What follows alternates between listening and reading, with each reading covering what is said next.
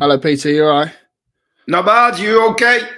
Really do appreciate this. Don't be daft. Pleasure. How we doing? I'm Peter Reid. You're listening to the Green and White podcast. These things, by the way, but go ahead. Hello, and welcome back to a very special episode of My Argyle Life. I assume you've read the title by now, but we are delighted to be joined by one of the footballing world's biggest names and most iconic characters, one of the finest English midfielders of his generation, Sam Down, Peter Reid. Thoughts? What a chat. What a bloke.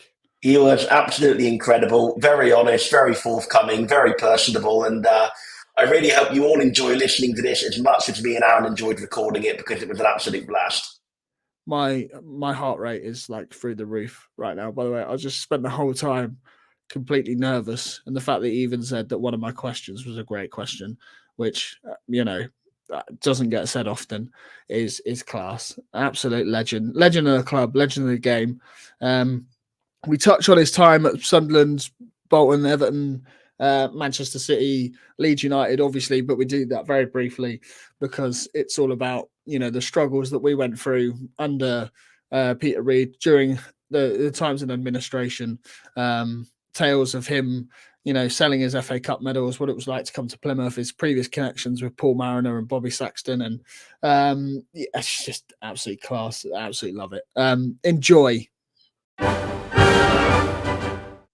We're delighted to be joined by one of the footballing world's big names and iconic characters, a man who lifted 2 league titles, a European Cup Winners' Cup, and donned the famous England shirt in which he was one of the stars of the 1986 World Cup, former Manchester City, Sunderland, and of course Plymouth Argyle manager, a man who sold his 1986 FA Cup runners-up medal and raised money to help our club and help steer us through administration. It is a huge honour to be able to welcome Peter Reid to the Green and White podcast. How are you, Peter? You good? Well, you mentioned the European Cup Winners' Cup there. It's 39 years to the day, believe it or not. 39 years to the day. Makes me feel an old man. There you go. Yeah. I can imagine. Obviously, joining me as well is Sam. He's like a walking Jana Wikipedia, so he'll take you through your time at Argyle. But before we do that, I do really want to thank you, yourself and along with many others, for the time and effort that you put into help save our club. I appreciate it. It must have taken a huge toll on the players and staff, and we'll go through that in detail later, I'm sure. But yeah, I just want to say thanks before we get into it. But to be fair, it's a great football club. I remember playing there as a young lad. In fact, I got my first league goal at Home Park. There you go. Bolton Wanderers. You'd have booed me. You'd have booed me, you lot. But I got my first league goal. And it's always a place that I've got to say I enjoy going, and you'd be surprised how many Argyle fans there are around the world. And so many Argyle fans come up to me and have a chat, and it's really nice. It's nice. Yeah, I mean we've got a bit of a like you say, a worldwide community of expats even. It does, it does seem a genuine shame to briefly skim over the majority of your career, but obviously we're here to talk about our club. Yeah, sure. Argyle. So I've got like 10 or so quick questions. You're most probably sick of hearing these. Yeah, they're that's probably the ones that get rolled out at every after dinner speech you've ever done. But I suppose the first one is just like, what was it like growing up in Liverpool? What's the best bit about it? Football crackers, love the game. Unlike nowadays, which the grassroots and the kids are on a lot of plastic pitches, and it's all sort of secure.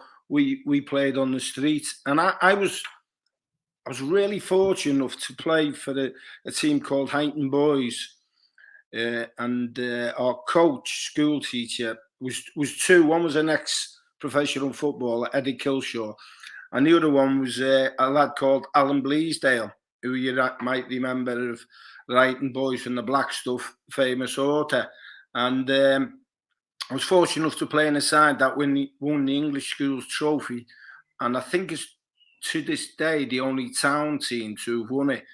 So at 14 years of age, I played in a semi-final at Anfield and a final against Stoke boys at Goodison Park.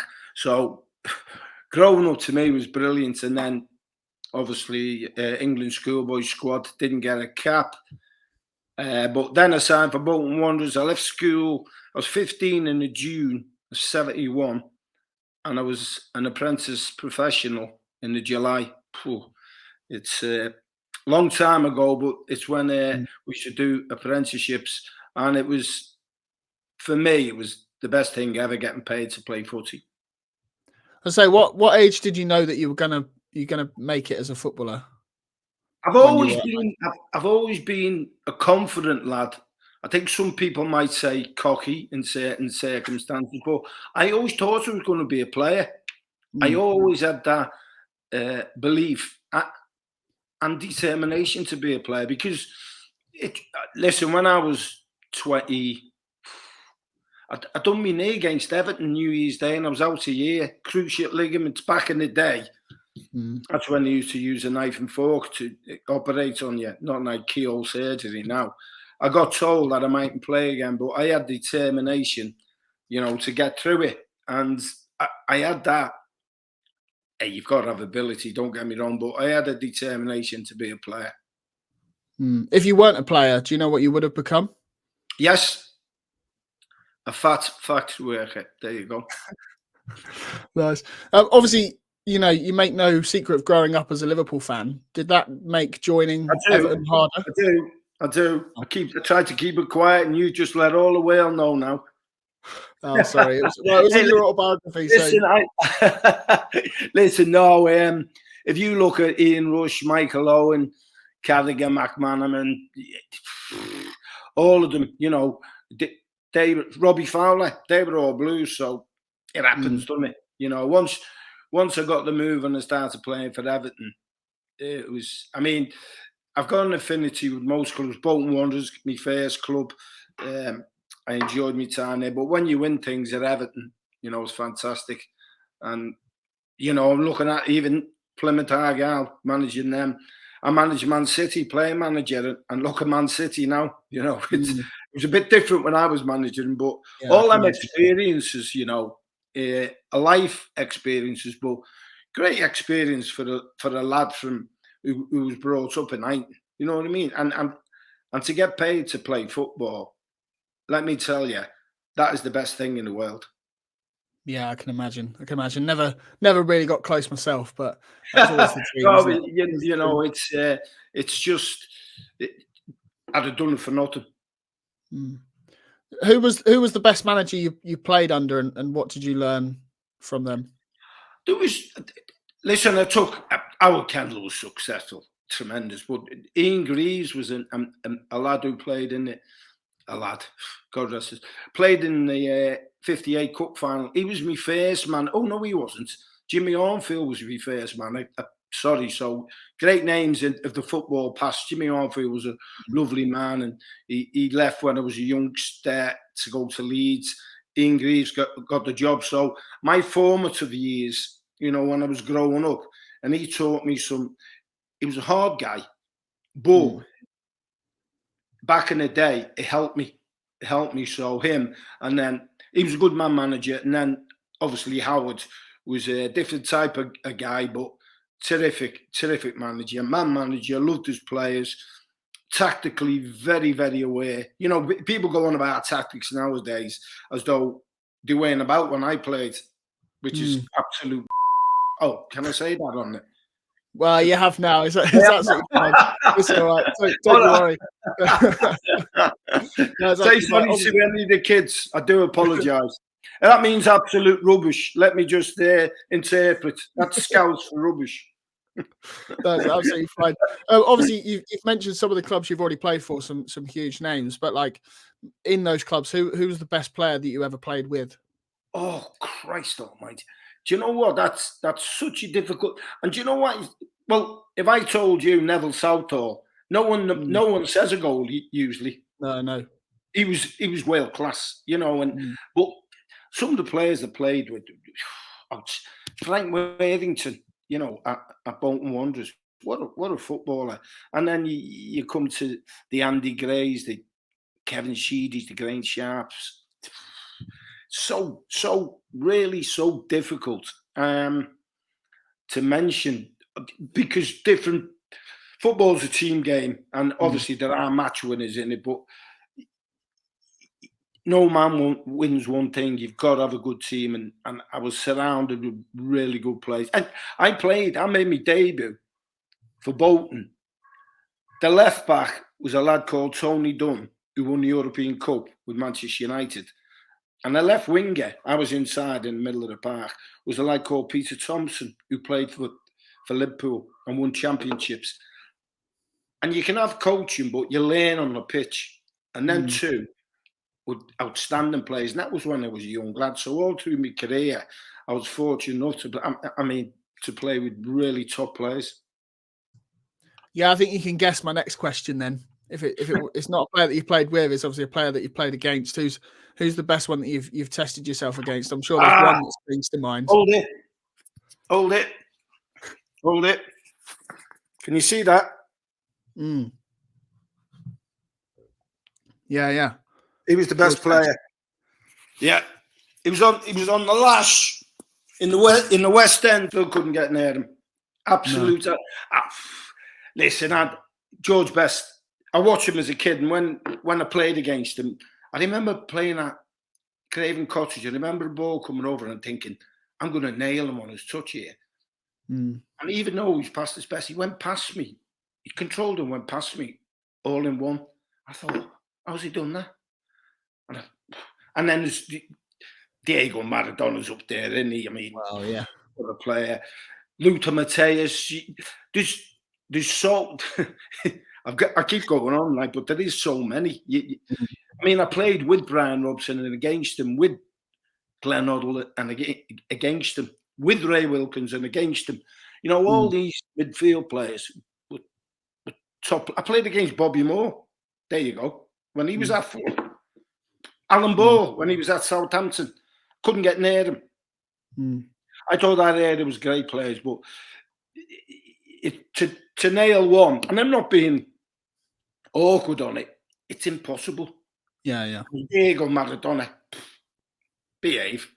Yeah, it would be remiss of us to not mention, obviously, as I said earlier, you've most probably spoken about it to death, but do you just wish you just kicked him a lot sooner, just taken him down? Believe it or not, I did kick him once or twice in the game, or tried to kick him. But in that moment, he was just... the pitch wasn't great, you know, at the Aztec Stadium. But this fella was... Hey, listen, he did it against the best players in Italy, the Maldinis and the Barazzis, you know, when he played for Napoli. He was just something special. And as gutting the first goal was, because it was, as we all know, it was handball. The second one, he's gone past half a team. You know, what can you do? Outrageous. Yeah, I wish you. By the way, I wake up at night, and you know, dreams still chasing him. All this time. Scarred me, that man. Still, I met him on numerous occasions, and he was a great character through an interpreter. But you know, as footballers do, they wind each other up, and he was a good character.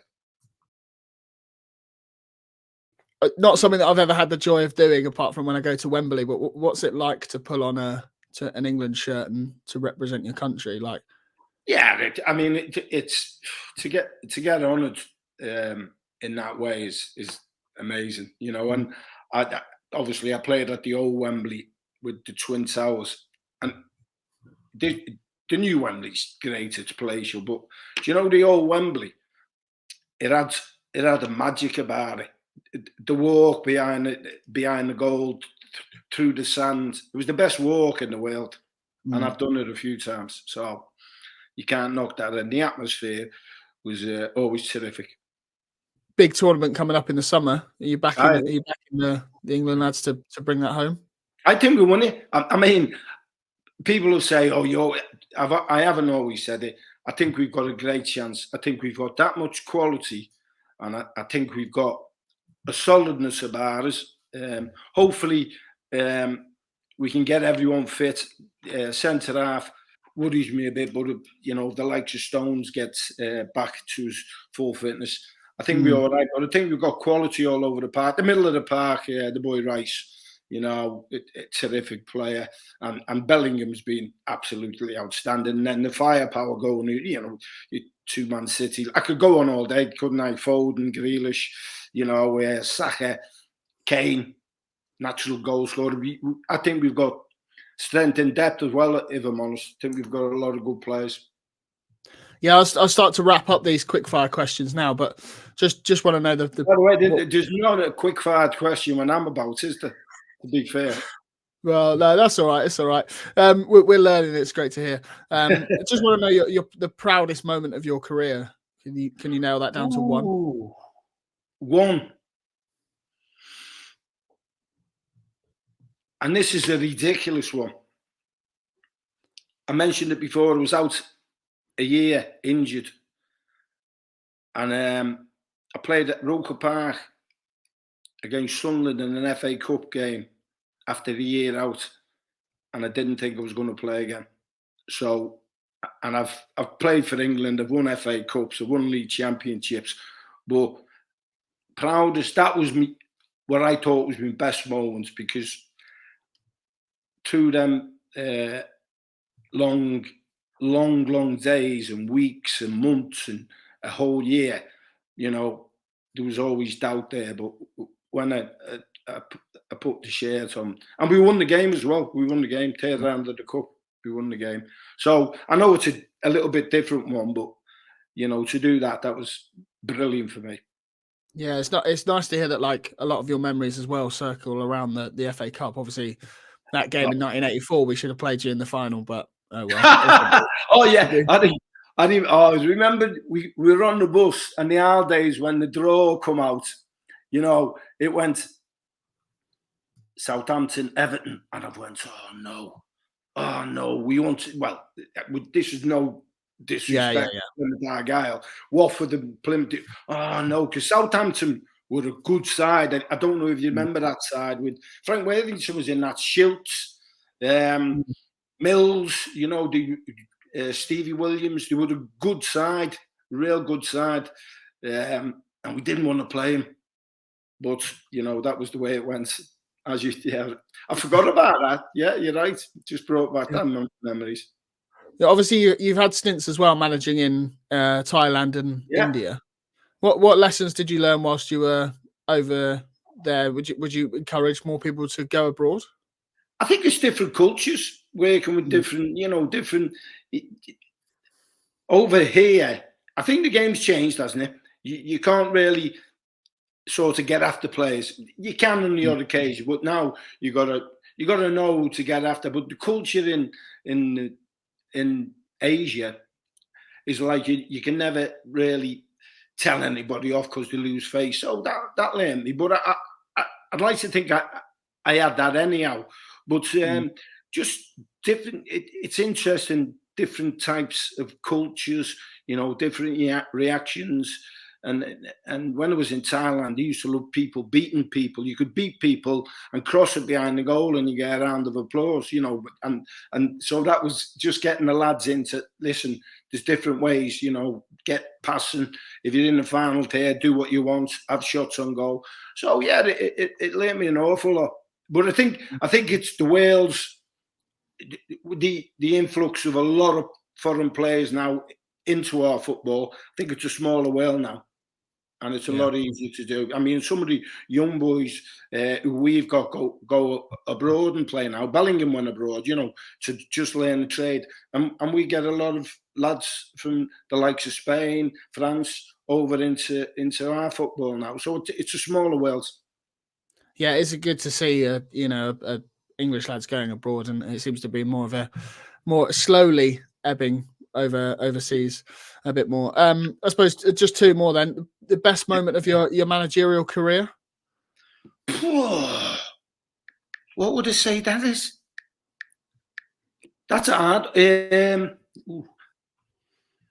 was going to say getting promotion, but I'll tell you what it was. And I got it.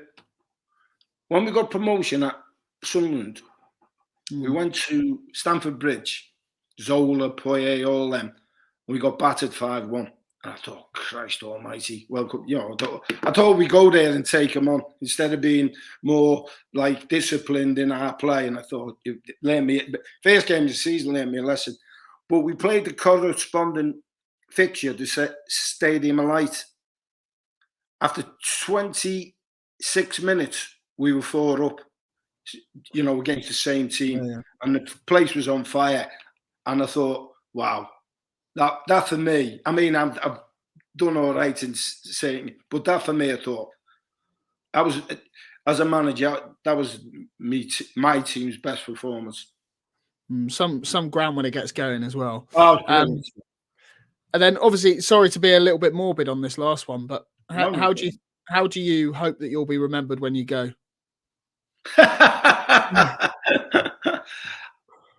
He had to go. That'll do me. If anyone says, what about Peter Reid? He had to go in. All you can say.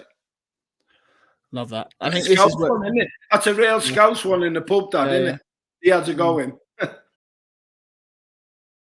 think this is where I hand over to Sam. Like I said, walking Janapedia, seems to know everything. No problem. And he'll just guide you through your time as obviously at the helm of Plymouth Argyle Football Club. That's quite an introduction, Aaron. Thank you. I don't know if I know everything. I'm sure I'll probably get one thing wrong and everyone will laugh now I've said that, but we'll give it a good go. First of all, Peter, just want to reiterate what Aaron said. Thank you so much for coming on. It's been a pleasure. You're incredibly well regarded in these parts for how well you led us through some very difficult times. We will come on to the difficult times in a moment or two. But first of all, how did it come about joining Argyle? It maybe wasn't an appointment that would have been obvious to many at the time. It was a league you hadn't managed in before. It was a geographical location you'd never really been anywhere near before. So how did that come about? I was at Stoke with Tony Pulis, and we were talking about it, and he said, I was thinking, I said, yeah, great. And he always knew I would want to be a manager. And he said, well, I think the Plymouth one's coming up, and what a great club. And I already knew. I mean, Bobby Saxton is a great pal of mine, and Paul Mariner was an unbelievable pal of mine, you know, when we used to play against each. Well, he was a Chorley lad, and Bolton tried to sign him before, you know, I think when he was up here, and he was a Bolton fan. So I knew all about Plymouth Argyle, and then spoke to somebody, we had a chat, and then the plans that they had, I think if you can remember back then, we were vying to try and get the World Cup, and there was plans about a new stadium. Was it Roy Gardner? So Roy Gardner, chairman. He was chairman at the time. Yeah, Manchester United. So I'm speaking to that guy. He was a very, very, you know, prominent guy in football on that side. So you know, he told me about the club. Boom, boom, boom. You know, would it fancy coming down? I said, yeah, I'll have a chat. And funny enough, there was flights then from Manchester into Plymouth. About a month into my contract, I think they shut the airport, or they shut the airport down. Yeah, so it was a nightmare. But you know, I was in there, and I was just delighted because when I got there, I looked at some of the players, and there was some decent young players there. You know, the Masons, little. Who's the little winger scouts? Noone. Craig Noone, yes. Yeah. Bolasie as well went on to play for Everton, didn't he? Yeah. And Wright-Phillips was there as well. And I'm just jumping on a bit here because I remember I used to go in the gym a lot, and Wright-Phillips had a problem with his knee. And this is the way I learned off. I'm just digressing for a minute, but I remember being in the gym, and I put him through his paces. And he didn't like me. He says, oh, I'm on that training pitch. And the way he said it, like, so I've gone, how is your knee, by the way? And he said to me, it hurts me. He said, I struggle with it. And I said, well, you tell us. I mean, and the physio staff, the medical staff, when you're fit to train and if you want a couple of days in the gym, do it. I said, because I want you ready for match days. That's all I want you for. You know what I mean? So he went, oh, brilliant. And after that, I had a player who, he started getting goals for fun. And that was just, Howard Kendall used to do it to me, and Andy Gray. He used to say to us too, oh, you just go in for a couple of days, just get up. And I did the same for, and he was great. So I brought that. But there was some decent, who was the one? Obviously, I had to sell. Ooh, who did he have to sell? Ashley Barnes, he had to sell early doors. I was a bit sick about that because he looked lively.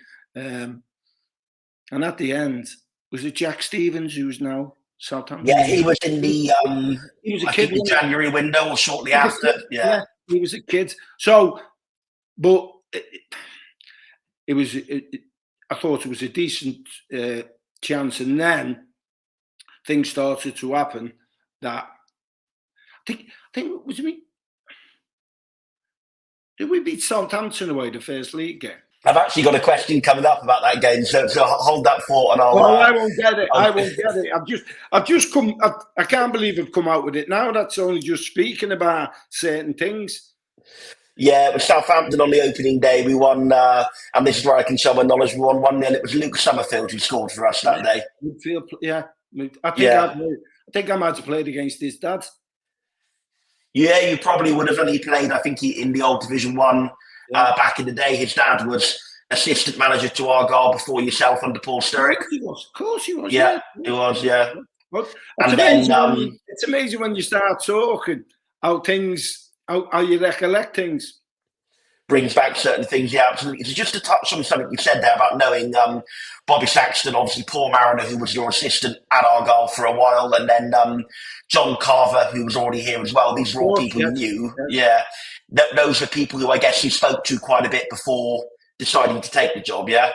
Yeah. I mean, I spoke to Paul Mariner as well because I didn't want to step on his toes. And, you know, if one thing I am, I try to be open with people. So, yeah, that was it. And I don't think anybody had an inkling about the financial situation, if I'm honest. Yeah, I mean, it was one of those whereby the club had had a couple of winding up petitions in the previous year, but the message coming out of the club was very much, no, this is short-term cash flow, we've got money coming in, it's all going to get sorted. And I guess when Sir Roy Gardner and Paul Stapleton, who was the vice chairman at that time, at the press conference, you were sat there between those two, and you said that your intentions were very clear to get us back into the Championship first time of asking. So I guess they sold that as a very viable thing, didn't they? Yeah.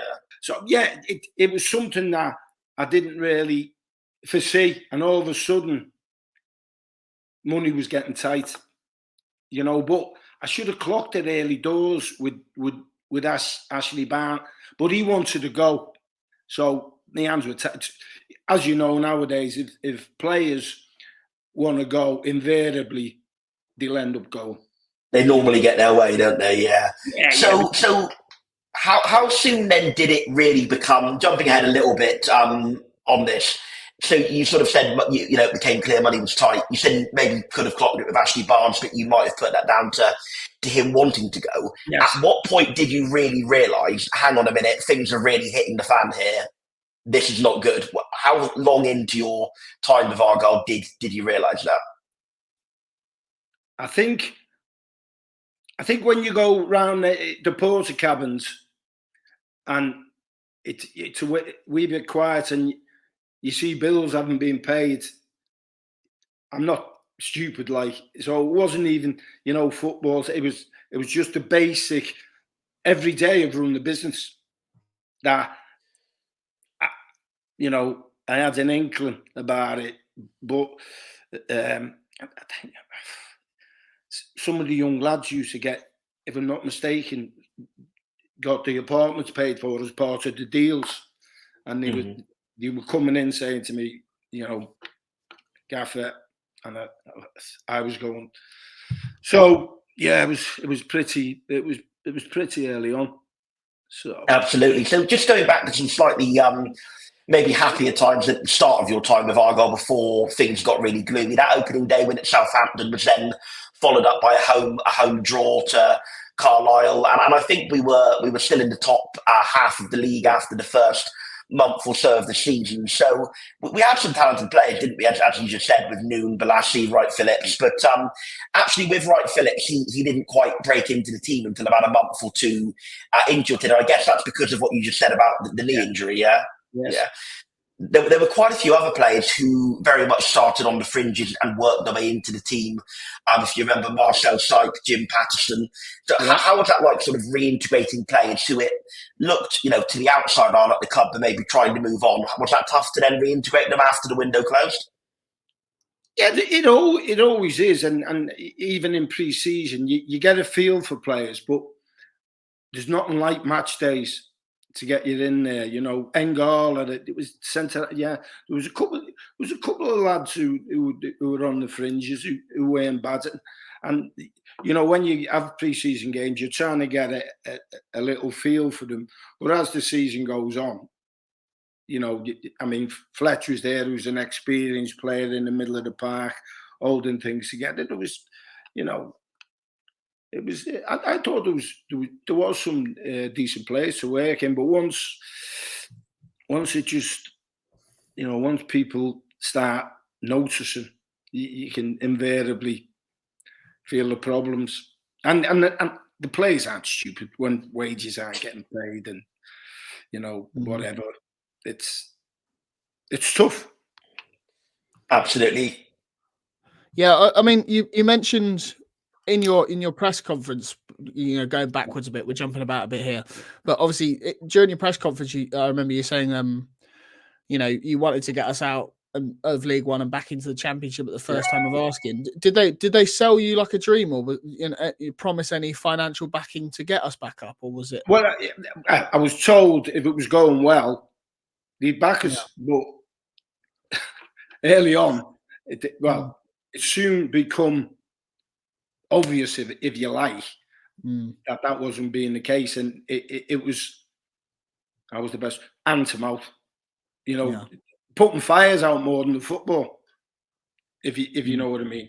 And I suppose amidst all this as well, you had the sort of geographical aspect of being so far away from, your home as well. That must have been very difficult for yourself, being so far away from where you'd spent your time, Bolton, Everton, Man City, Leeds, Sunderland. Was that a bit of a culture shock being down in the sort of deep, dark southwest? Not really, because Sunderland. I used to live away from my family because when I went to.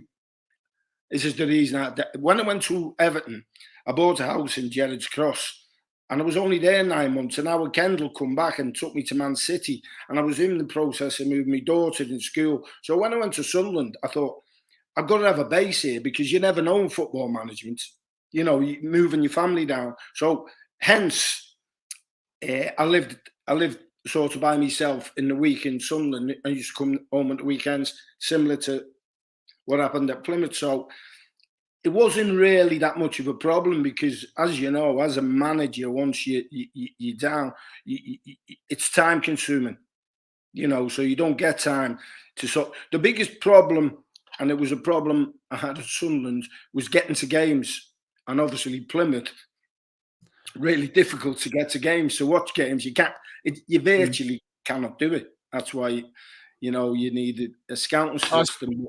As I assume you mean like watching other games, right? Not just our games. You mean like other games? Yeah. In the league. Yeah, in the Northeast, it was like you could get to Newcastle, Middlesbrough, Darlington, Hartlepool. But that's why I used to live further down the Yarm and so I could get on my bike, because most of the games were south of there. So you've got to take all that in consideration. And hey, listen, it's difficult, and that's one of the things I admire about the Green Army. You cannot believe what they go through to support the football club. It's just it's amazing. And no other football club has that. And that's why, if by any chance, and thankfully they stayed in the league last year, you can get a momentum going, and the football club Argyle got in the Premiership. Wow. Can you imagine Cornwall or Devon?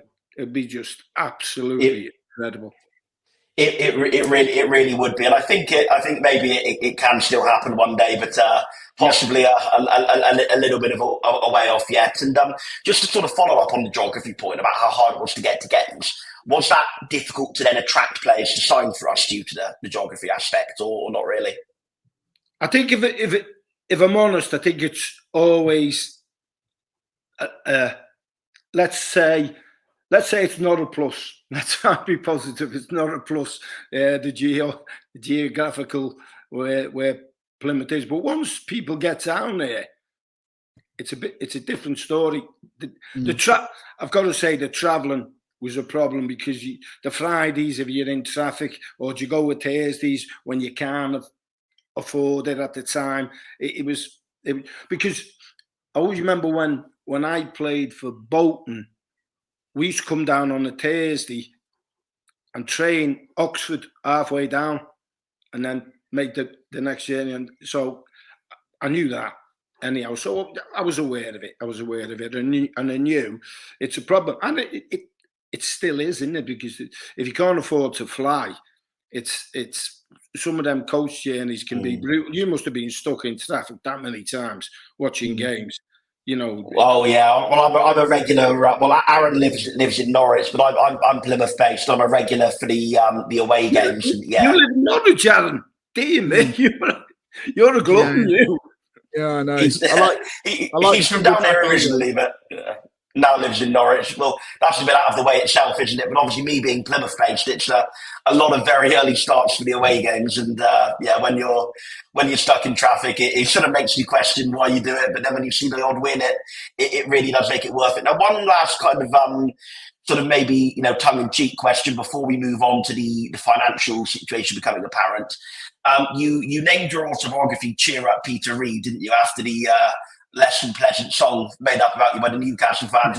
One thing I remember is that Plymouth Argyle, when you came, actually played that song "Daydream Believer" before the games. Was that done with your sign off, with your permission? Yeah, no problem, not at all. It's hey, listen, I get on flights now, and if there's lads on journey to Spain and you've had a few beers, there's a couple of renditions come out. Yeah, I'm sure. And I guess that's all part and parcel, isn't it? I guess. I like a laugh, so we just get on with it. Absolutely. So going on then to when the sort of dark clouds started to assemble, if you like. You said some of the young lads weren't having their accommodation paid, there were unpaid bills, but I guess the thing that really brought it all to the head was when the players, managerial, coaching staff didn't receive their pay. So what was that? What was that like, that first payday when you woke up and thought, hang on a minute, our wages haven't landed? What was the mood within the club like at that time? Well, personally, I'd made a few quid in my career, but there's lads out there who are married with kids who've got mortgages. So you can imagine what it's like. And besides the players who you've got to get on the park, there's the staff who worked throughout the club. Because football clubs are predominantly about players. But if you want a good football club, it's everyone working together. And it was a tough time. I felt as a manager how difficult it is getting the lads mentally, physically right for games, because they were coming in and seeing me. The lads had a little committee, which I like anyhow. I think you should have. So it was that, but it's just a horrible time for everybody concerned. Yeah, I'm sure. And I guess when the club were going to the players, asking them to sign another month's deferral and then another month, the frustration and anger must have really built up. And I think inevitably that must have had some kind of impact on the playing side, mustn't it? Because you can't. A couple of lads who didn't said, I can't play. I don't want to play. I want to get out. I can't do it. I'm having problems at home, which I fully understood. I can understand that. It shouldn't happen.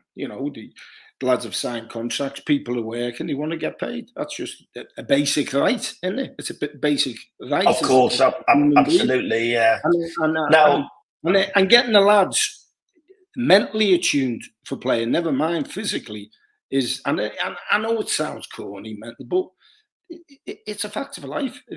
If money's not coming in, and you know, there's a lot of, we mentioned there's a lot of young boys there who didn't have a lot of money, and it was tough for them.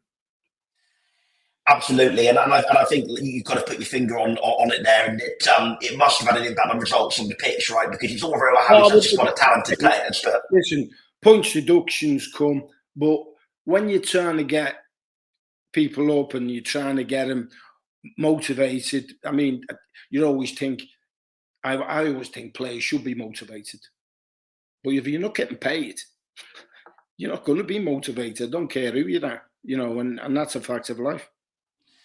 Absolutely. Now, another figure who arrived at the club around that time was a figure who was obviously very well known to you from your time at Leeds United, of course, Peter Ridsdale. I guess when you saw him walk through the door, was that a bit of a feeling of foreboding? I know it's him who I think sacked you at Leeds, wasn't it? How was that to see him again? Yeah, no, listen, I mean, Peter Ridsdale was brought in by, obviously, the administrators and the liquidators, and he had a job to do. He was cutting things. You know what happens when a club goes into liquidation? It's a tough time, and there are people, you know, things would happen. Sell players, do this, do that, not getting paid. You know, staff getting laid off. The whole situation is a tough situation. And then you've got to try and keep the club going through playing football matches and trying your best to win football matches. Yeah, absolutely. And I'm sorry to correct you slightly, but Peter Ridsdale was actually brought in slightly before we went into administration. He was brought in by, I think, the board of directors as a football consultant initially. He then became the chairman once we were in administration, but he was initially a football consultant. So was there any awkwardness between you and him of the way things ended at Leeds United, or did you manage to put that behind you? No, not really, because Peter'd gone at Leeds United when I'd gone. I'm not laughing, but because when I was at Leeds United, that went into sort of liquidation. That was having financial problems. Hey, this is none of my doing, by the way. Let me tell you. Of course. Let me tell you. Well, there was, so Peter had already left, and he was brought in, and then I mean, I don't know whether he was anything to do with the administration, but he was just trying to sort something out, and then the administrators come in. You're right, but he was kept on, and he had a relationship with them at the time. Yeah, absolutely. So with that, then I guess you know, he was doing his bit, trying to, you know, cut costs every which way he could. The season then went on and on. Players still not getting paid. One game that really sticks in my memory from that season, and I don't know if it will for yourself, is maybe not being from down this way, not such a significant game to you, but the Exeter, yeah, you got it, the 2-0 home win. Players hadn't been paid for, I think, about 6 weeks at that time. And did you sort of have that feeling of how big a game that was to the fan base at that time? And we won 2-0, and it was a really good day amidst a very dark time. Can you please talk me through your memories of that day? What was your feeling going into it? Hey, listen, I know what derby games are like, and I know what it's like. I mean, that it's a massive football match. It's a massive, and I loved them. I loved them, but they're better when you win. They're not so good if you don't win. And I always remember the crowd. Always remember the atmosphere, and I thought, wow. And I was at a game recently, and I think I was just talking there. I was down doing something, and I went to the Leeds game, and I seen Delphi down there, the legend. The crowd are brilliant. You know, they are one of the big pluses about a football club, and that's what I remember about the day. I mean, it was the lads were superb, but I think it was the help of the crowd as well. The atmosphere, it was fantastic. We've all seen like clips of your, shall we say, management style on the likes of your time at Sunderland, etc. Was it slightly different when you were at Argyle? Because obviously the situation that was going on, you can't, and if players aren't getting paid, of course you have. It was. Right? You've got to. a human element comes into it when that happens. A human element where you're going, wow. And it was all through the club, and you could feel it, you could smell it, and it's not. And lads, we're all human beings after all, and to get people on the park and get them playing, sometimes it's very, very difficult.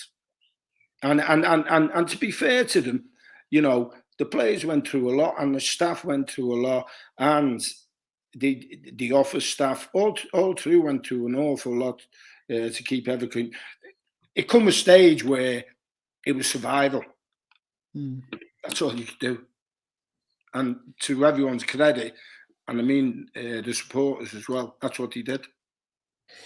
Absolutely. And the other big landmark that happened around that time, from my memories of that time, was the announcement that in December 2010 that the World Cup was being awarded to Russia. Now, Argyle had kind of, it was a bit of an open secret that we were putting all our eggs in the World Cup basket. And was there a bit of a feeling going into the World Cup of, if England just get given this World Cup, we might be able to ride our way out of it. But then when Russia got given the World Cup, I'm guessing the mood sunk quite rapidly. Would that be right?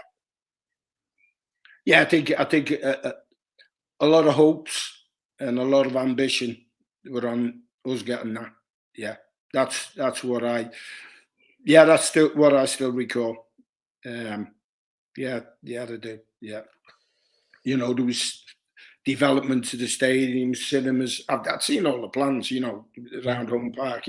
You must have remembered back in the day. We were going to have a 46,000 stadium, apparently. I don't think that was ever happening, but hotels, cinemas, I can recall. So when it didn't occur, it was a problem. Yeah. But there was a genuine belief then from the people like Roy Gardner, Paul Stapleton, Keith Todd, people around the club. They really believed that was going to be a thing, did they? Yeah. Yeah, I think I mean, that's a question for them, but that's what I was led to believe, and I think all them lads themselves believe that. Yeah, absolutely. So then going into January, then of course, you must have known players were going to be sold. I think in that window we sold Bradley Wright-Phillips, we sold Craig Noone, as you mentioned, and we sold Reid Johnson to Sheffield Wednesday, who were within the same league as ourselves as well. Wright-Phillips, I think, went to Charlton, I think, who were also within the same league as us. So I guess it must have been mixed emotions in some ways, but I'm guessing you were proud of those players for how you developed them. Wright-Phillips, you turned him into the goal machine he was. Craig Noone, he really developed in that season as well. But that must have been a very bittersweet feeling, having to kind of wave them off in that way. Yeah. Well, first of all, I think that the players deserve credit, but with the financial situation, I knew it was happening, and it was just trying to get enough money to keep the football club going, because when you look back, some of the deals, I think some of them clubs got bargains. But when you're in a situation like that, that's what happens. Yeah, it really is. So obviously, we were kind of struggling already because of what you said. I think you put your finger on what I was saying at the time, which is that, however talented the players are, nobody's motivated if they're not getting paid. So we were already kind of, struggling in the bottom half of the table even before then. But then when we lost all our best players, you must have really been thinking, hang on a minute, we've got a real fight on our hands to stay in the division here. So I guess at that point, that very much became the aim. It was survival, became the new target. Yeah, I mean, it was survival. And I think around the club, it was on about, there was muted in the press and around the club, points deduction as well. So that didn't help the mood of anybody, certainly not myself. No, absolutely. So then on the 4th of March 2011, Argyle went into administration. Brendan Guilfoyle appointed as the administrator, like you say, still even then deferring the wages along. So when obviously Peter Ridsdale was one thing, then when you've got an administrator coming in, that stepped things up another level still. How difficult was that period at the club? Yeah, it was tough. It was tough because Everton, I mean, as you know, when liquidators come in, Everton is by the book, and it's trying to find a buyer, but money was tight, players' wages deferred, Diggs not getting paid, people were made redundant. Good people. It's not very pleasant, and that's being kind. First game after administration, again, another very memorable game of that season was a 4-2 win at Hillsborough at Sheffield Wednesday. The very day after the administrators got brought in, was that a real sort of atmosphere of defiance that led to that togetherness that brought that win? Yeah, I think you mentioned the Exeter game before, where everything is against us, and it's a big game. Everything, administration, liquidated in, and the lads just got up for it. But to keep on doing it, it's so difficult. I mean, them two performers you mentioned, the one-offs in the situation, if you know what I mean, to keep on doing it when you're not getting paid is very, very difficult. But I think they showed a bit of character. Well, he did. Yeah. So to this day, that game is one of my best memories as an Argyle fan. I was on the coach from Plymouth at 6 a.m. Nobody's expecting anything with the situation, and then to find ourselves, hang on a minute, we're 4-1 up at Hillsborough, and it was just a rather surreal moment, to say the least. And like you say, even them dark times, shall we say, the support was unbelievable. The amount of support the football club had, and that just shows you what it's like. The football club is the community, is Plymouth. That's what's great about it, and that's what's shown. And then performances, the fans got really. I'm not saying they didn't all the time, but they got the players up in them big games. Brilliant. The other really the people who would have been also really difficult for would have been the non-playing staff as well, the office staff, the reception staff, because they were all, of course, also going about pay. And I know that it was heavily reported at the time that and obviously we'll come on to yourself, selling your runners-up medal, towards that fund in just a moment. But I believe a lot of the players actually chipped in to help the non-playing staff as well, didn't they? Which was remarkable. Yeah, there was a collection. They were superb. They were absolutely superb. Once you realise how dire the situation was, and it was, I think everyone just sort of got together and went, we've got to do something. And i.e., the non-playing staff, I think the players rallied round and showing the true colours. They were brilliant. Yeah, obviously it was around then when you start to dip into your own pocket as well, and to fund the heating bill, and you decide to sell off your 1986 FA Cup runners-up medal to raise further funds. I suppose the real question is just why. Like, you hadn't been paid for months, you still decided to give what you could to the club. I walked into the porter cabins and everyone had coats on, big overcoats. And what's going on? There's no. I think it was oil, if I'm not mistaken. I think it was oil. I said, well, it needs paying, so. I think I got my credit card and I said that can't be right. Boom, boom, boom. And then we were having, I think it was a dinner occasion, and I spoke to Peter. Peter was there. And I said, well, listen, I'll give one of my medals. You might get a few quid. You never know. And I think it was the Liverpool one. And but with great respect. The FA Cup is the first major trophy I won, and it's fantastic. And that's another thing. I'm going to throw, what they're trying to do now, stop replays. I think they're trying to devalue the FA Cup, and for me, that's terrible.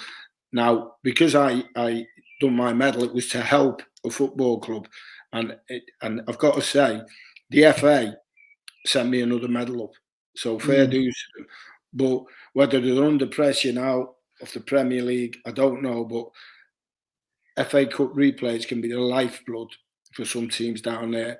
So I think it's a huge mistake. Huge mistake. Yeah, it absolutely stinks. Obviously, we've, maybe the trips to Liverpool and Stamford Bridge came a little bit too late for when we desperately needed that money. But that money still propelled us to, or helped to propel us to where we are now. And the clubs in worse situations. Am I right in thinking Exeter virtually kept going with the replay, or Manchester United? Am I? Yeah. Absolutely, yeah. With that. So, but that's what I mean. Football is a pyramid, and you try to attain getting to the top of that pyramid. And every football club should have that dream. And if you're trying to find ways of taking that away, it cannot be right. No, completely agree. It was, around then as well, there were talks of a player strike and those sorts of things. Were you in, Yeah, the lads were up front with me. Said, "Hey, we can't do this. We've been in touch with the PFA. We've done this." I said, "Well, I can't do anything about this situation. It's out of my hands." I said, "If you go that way, I can't blame you." I said, "But I just keep." I said that I think I sat with Fletcher and a few of the lads. I said, "If we don't fulfill fixtures, it'll only get worse." And that's the only way I could put it, and which was just telling the truth. But there was and I can't blame them. There was unrest between everyone. Yeah, it's understandable, like you say. Obviously, that 10-point deduction for going into administration relegated the club, without a new owner. How difficult was the start of the 2011-2012 season in getting players in and funding what was necessary to get that club going to Shrewsbury? Well, it was really flat, wasn't it? Excuse me, it was really flat. Everyone was down. And I think if you look at football clubs and you sell your best players, I think the fans realise that. Is it more important? Well, just as important, the players realise that. And it's always then trying to get younger players in on loan, whatever, trying to, get a team out there. So it was difficult. It was a difficult situation. Yeah, I'm sure Sam's going to remind me that the player strikes were actually after that, and he's going to tell me off for the chronological order messing up a little bit. But, we've jumped around a bit in chronological order already. It's fine. Don't worry about that. It's a long time ago. You'll have to help me out, lads. That's absolutely fine. So that Shrewsbury game then at the start of that season, we'll come to that in a minute. But before we did it, that summer, that long summer again, I remember being a fan, constantly checking the news of all the updates of, this group were going to buy us, the other group were going to buy us, this, that, and the other. And, I don't propose to go over the full order of that because that's perhaps for other people. But from your point of view, the uncertainty of it all during that summer, what did you have to just kind of keep on plugging on despite everything? Was that, how hard was that trying to, keeping players already here is one thing, but you were trying to sign players, you were trying to bring players in. You must have sort of said, "Oh, by the way, we can't pay you for a couple of months." How difficult was that? I like me cricket an awful lot. And let's just say I was batting on a sticky wicket. I've got to say it was real difficult times. You had ideas. Young players who were trying to get in, and with great respect, other clubs realise that situation you're in. Now, they want young players to come, and that the clubs sort of in turmoil. It's a vicious circle. It's a catch-22 situation. You can't manage it, if I'm honest. But amidst all that, we did manage to bring in some young players at that time who had quite a bit about them. We brought in Conor Hourihane that summer, who went on to become an excellent player in the Championship and Premier League. Yeah, Bob. I employed a lad called Bob Shaw, who I said that we got no money. Conor Hourihane, lovely, had a good career, smashing career, did brilliant, lovely footballer to be fair, nice kid. So yeah. Absolutely, and with the whole, almost like farcical scenario of trying to bring players in but not able to pay them, one very sort of, comical scenario at that time, I don't know if you remember, was Liam Dickinson, who agreed to sign for us, and then I think a week after signing for us, broke the contract, didn't he, to sign for, I think it was Southend instead. How difficult was that to deal with, having players come in and leave after a week because they weren't really... Yeah, but like I said before, other players, did we get the kid from Middlesbrough in? Gibson? Ben Gibson, yes, indeed, who went on to play, I think, Burnley, Norwich and a couple of others, So couple of the players you mentioned with decent players. So you can imagine what the recruitment would have been like if we had some money to juggle with. Because them two had really good careers, didn't he? You know, he's still playing now, Gibbo, isn't he? Yeah, he is. Yeah, he was very, very young at that time. He was only about 18 or 19. But that's all we could get. That's all we could get. You know what I mean? And it's a difficult league for young lads. That, but what did he say? You'll have to cut your cloth accordingly, and that's all we could do. Absolutely, and so then with that, then you sort of getting this sort of almost sort of ragtag collection of players without being insulting to them together. It was tough, yeah. In the end, it was inevitable what was going to happen. You know, there was unrest there. It was it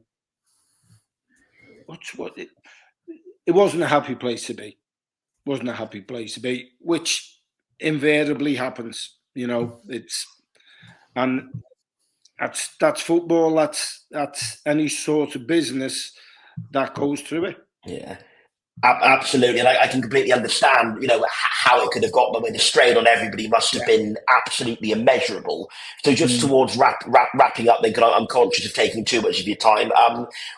Those final weeks you had at Argyle, obviously there was that great moment of the away game at Shrewsbury, where Carl Fletcher scored that last-minute equaliser on the opening day.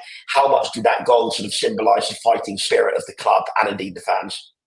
Yeah, and you know, I think that epitomises what I mean. Fletcher was an experienced player.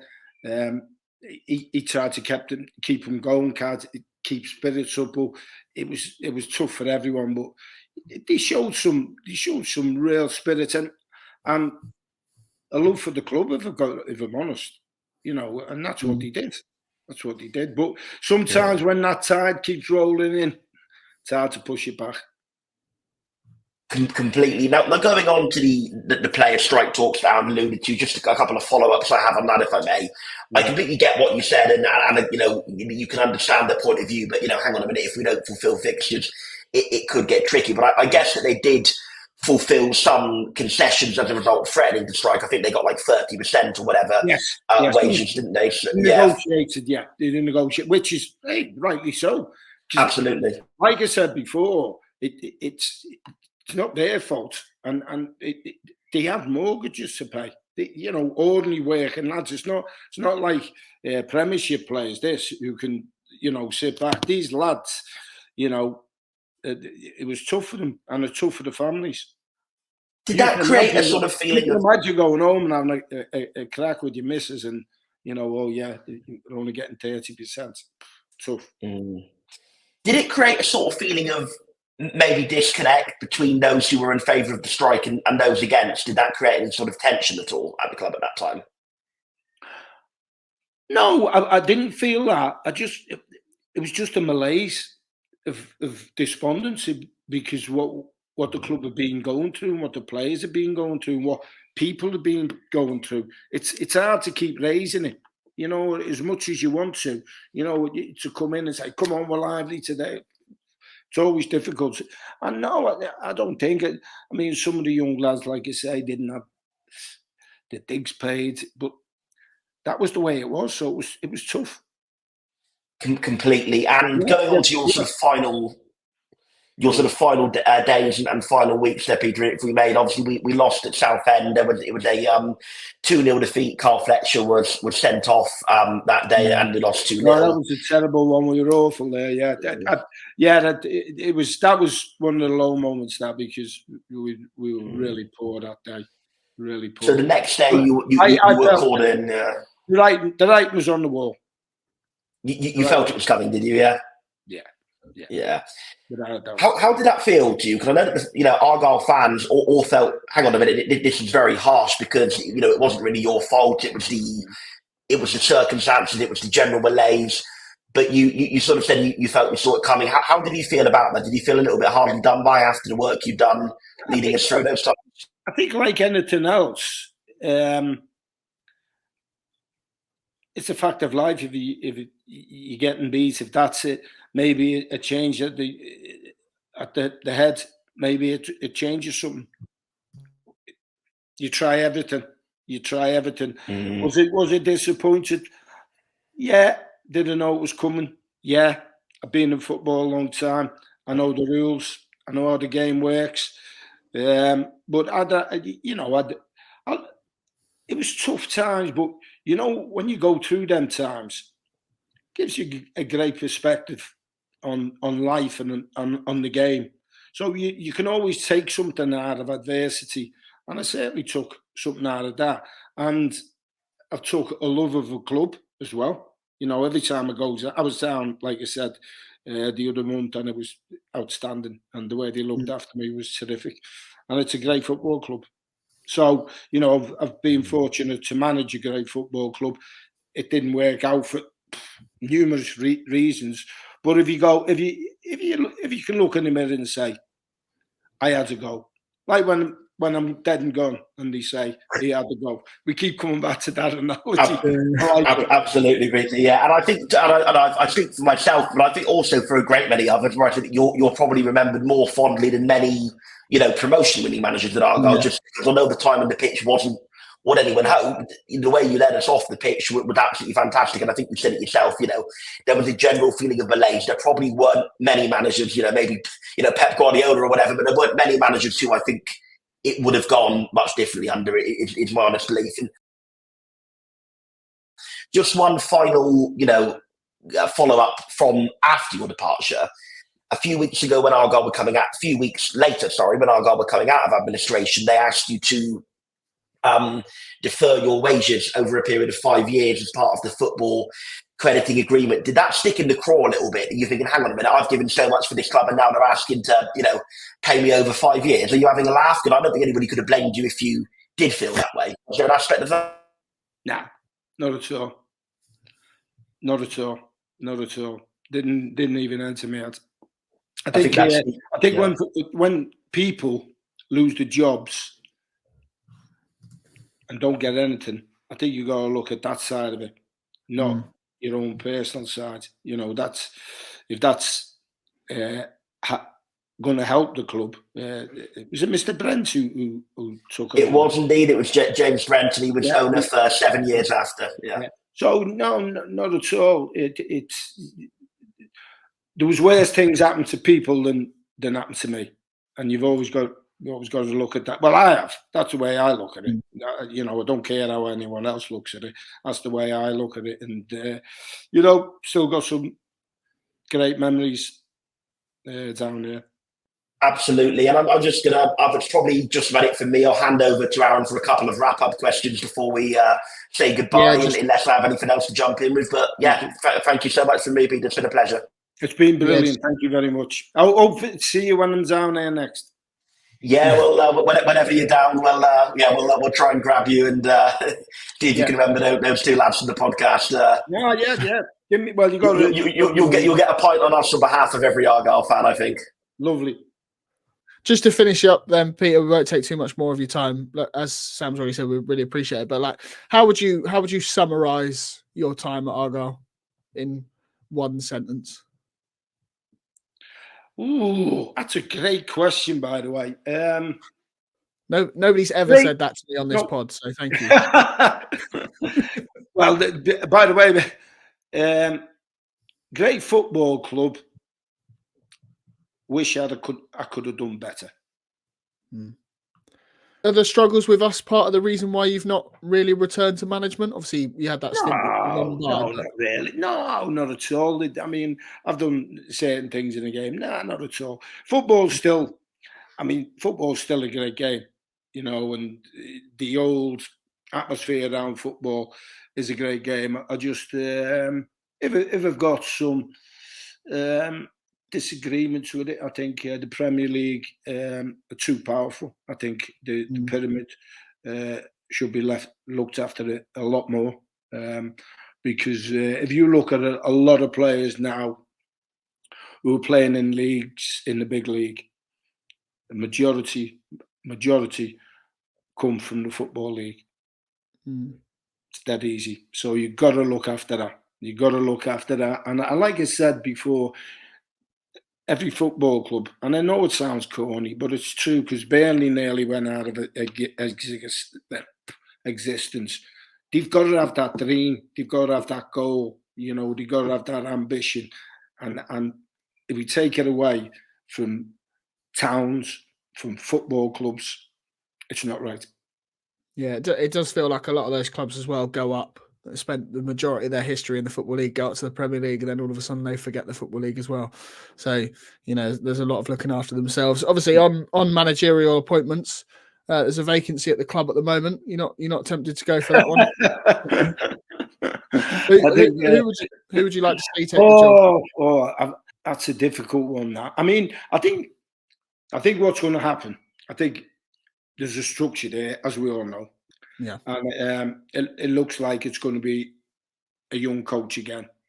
And what you have seen at Ipswich, I think it's an example that out there. So it's about recruiting somebody like that. Yeah, I think you're right. I think we'll think along those same lines. But yeah, I think we'll call it a day there. I'm taking enough of your time as it is. Obviously, Peter, honestly, thank you for giving up so much of your time. We really do appreciate it. But both jumping on the podcast, and especially for your efforts during your tenure at Plymouth Argyle Football Club, and it's been a huge honour. I'll speak for Sam as well. It's been a huge honour for us. Green Army, keep it going. Cheers, mate. Thank you very much. Take care, lads. Cheers, mate. Take care. That was class. Anyway, That was very class. I think I might redo this outro, Sam, because it's a bit rambly. You said you just listened to this interview that you really enjoyed. If you want to get early access to future interviews and want to support what we do, support us on Patreon. I think you would do. There you go. You've just done it for me. I'll just clip that. Okay, fair enough. As always, remember to like, comment, subscribe, and share this. Support from people like yourselves, listening, liking, sharing, subscribing, following, tweeting, Instagramming, atting, following, whatever means that this is all possible. Let us know who you want as a future My Argyle Life. We've got a few more lined up in the works. If they answer the phone like Peter Reid did, which still blows my mind, the fact that he rang me is mental. But yes, anyway, as always, appreciate it. I'm rambling again, and we'll call that a day. Cheers, guys. Cheers. I don't know how to get out. I'm hopeless. Just if you just close the tab, you'll be gone.